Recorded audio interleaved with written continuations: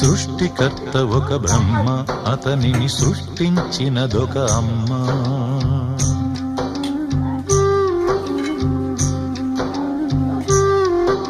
సృష్టికర్త ఒక బ్రహ్మ, అతనిని సృష్టించినదొక అమ్మ.